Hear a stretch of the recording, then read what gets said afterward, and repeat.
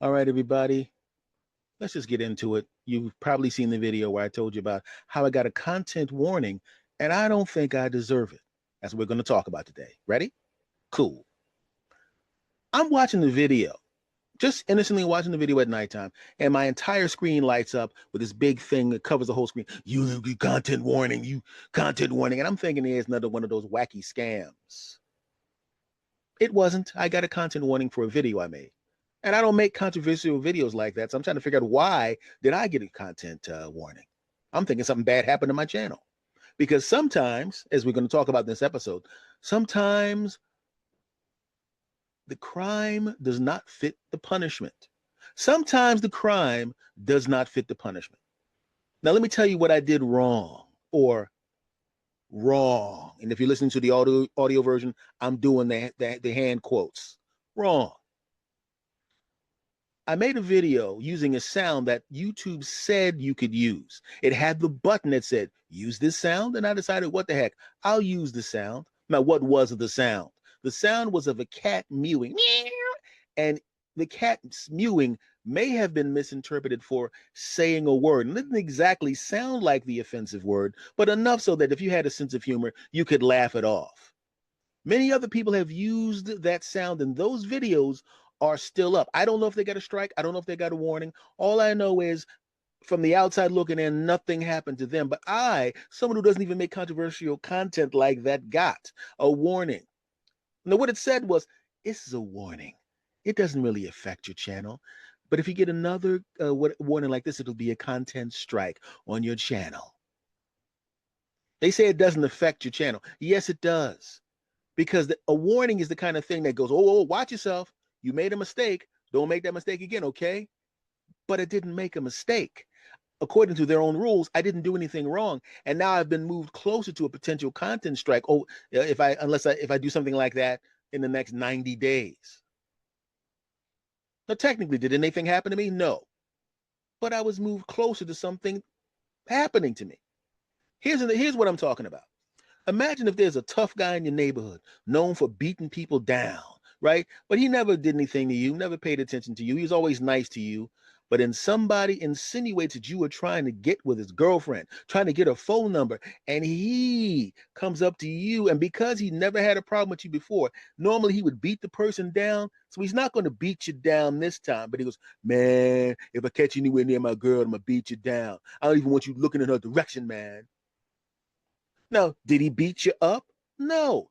But the potential for him beating you up exists now because even if you innocently walk past his girlfriend or she walks up to you to apologize for her boyfriend being rude and he sees that, he will beat you down.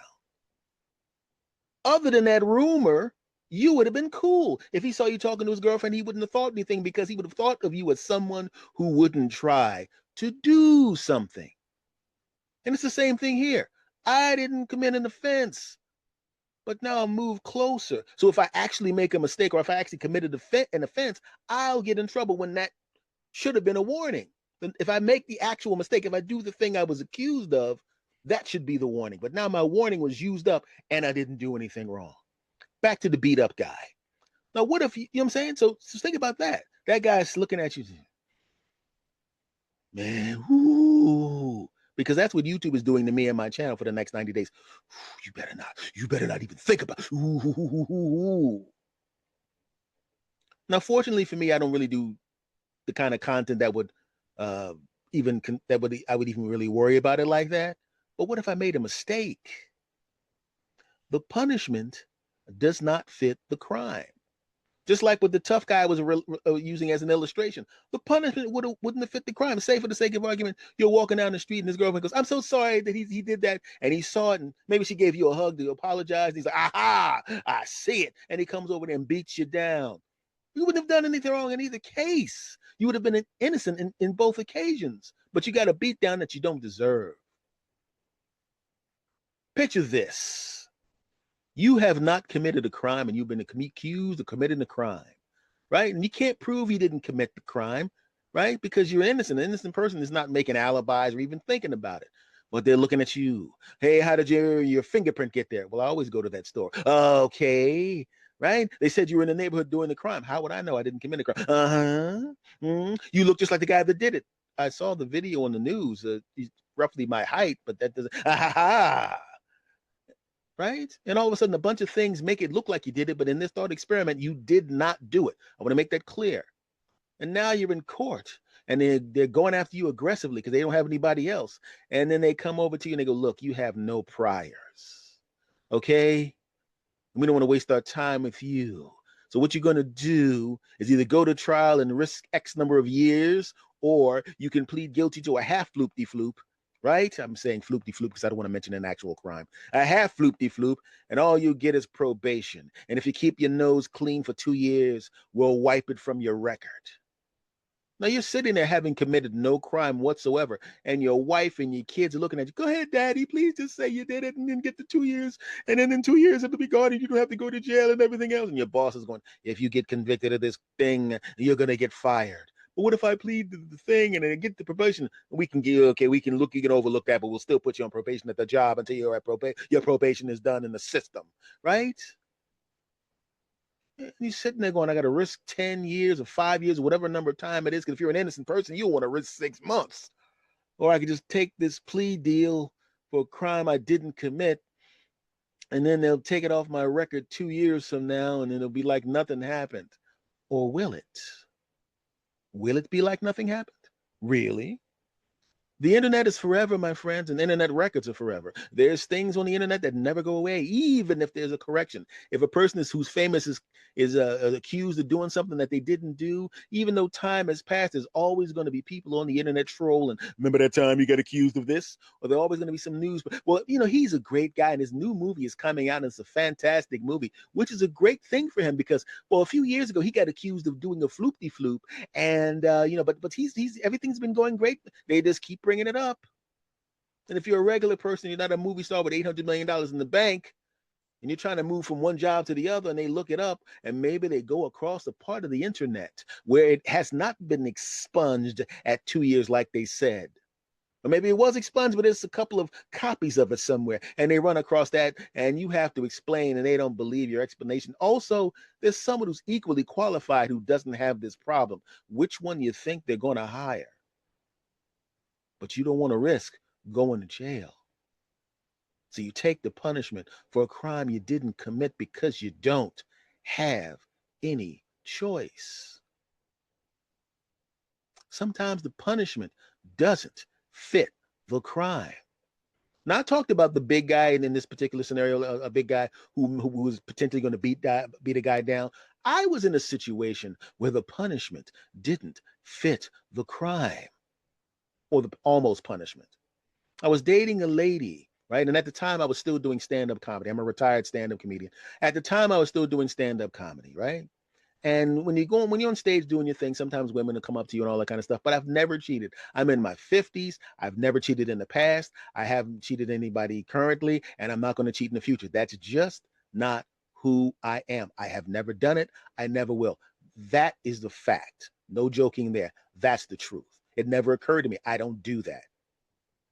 She, on the other hand, was talking to her friends about our times together. And I understand that you talk to your friends about your romantic times with your partner. I do that too, but I don't get into specifics. I won't get into any more specific than this. "Yo, S, so you was with your girl, man. How'd it go?" "Yeah, we had a nice evening. We had a romantic evening. We had a walk on the beach and some flowers and all this kind of stuff. It was a great time." That's as far as I go. But I remember I was at her apartment. I walked in because I had gone to the store, and she's on the phone talking to her girlfriends about what happened the night, or the 2 nights before, during the course of 2 nights before the weekend. Was it complimentary of me? Yes. I appreciated that part, that she enjoyed the what happened during that weekend. But she got into too much detail. And while complimentary, you don't tell your other girlfriends stuff like that. You just don't do it. I told her, when she was off the phone, I said, "Don't, why do you, well, I was giving you compliments. I understand that, but you can't, don't do that. That's not a good idea. You, you should just shut up and be glad I said nice stuff about you." I didn't want to fight because we were still, we were going to have a nice evening together. So I didn't want to get into an argument. So I shut up. Some time passes, and the lady on the phone that she was talking to, her boyfriend messed up and she got rid of him. Some more time passes, and she's thinking about what my girlfriend was saying about what we did, and she realized it's been a while. Maybe she'd like some of what her friend, my girlfriend, had for herself. I mean, she was glowing about certain things and doing stuff and all this kind of stuff. Maybe she'd like to have that happen. That's what was going through her mind, apparently. One evening, she's going out with me and my girlfriend. She's a third wheel. Not a big deal. I liked her. She was a cool lady. She was a cool lady, I thought, up until this point. My girlfriend trusted her so much that she wanted to go to the store to grab something because we were going to watch something on TV, a movie or something. I don't remember what the heck it was. So she left. I said, okay, I'll go with her. I said, we'll go with, meaning on both of us. She goes, no. I said, well, I'll go with you. And she goes, yeah, I know you'll trust your friend in the house. And you're like, you going to take something. Joking. She goes, no, just stay here with her. She trusted me, rightfully so, to stay with her friend who she also trusted. Shouldn't have. She calls from the store. I'm going to be here for a while. This line is long. I probably should have brought you with me because this is crazy. We could have split this up and whatever. So I might not be back for like an hour or so. Okay. All right. We're going to pause whatever we were going to watch for an hour. The second her girlfriend heard the amount of time she was going to be gone, oh, her demeanor changed quickly. Oh, you ever look over at a woman and she's looking at you like this? And I'm like, oh no. Oh no. When my girlfriend did that, that was cool because I knew what was next. Right? But I don't want to with this lady. I mean, she's a beautiful lady, but she's my girlfriend's friend and I don't cheat. And and she starts moving closer to me on the couch and and she just got to the point where she was like, I'm going for it. I'm gonna get this before she gets back. And I shut it down. Right? And I said, hey, what are you doing? I said, that's your friend, that's my girl. I can't do that. I go through all of that crap. She goes, I'm so sorry. Right? Just don't tell her. I'm like, yeah, of course I won't. Of course I told her. Right? And she didn't believe me. Right? And then and she didn't confront her friend, but she's kind of looking at her funny. The only bad part about it was now she's looking at me funny. And she's thinking, wait a minute, if this girl did it and you did, what else is he doing? She started not to trust me, and I'm the one that told. And I could tell her relationship was a little different after that because she was treating me badly all of a sudden.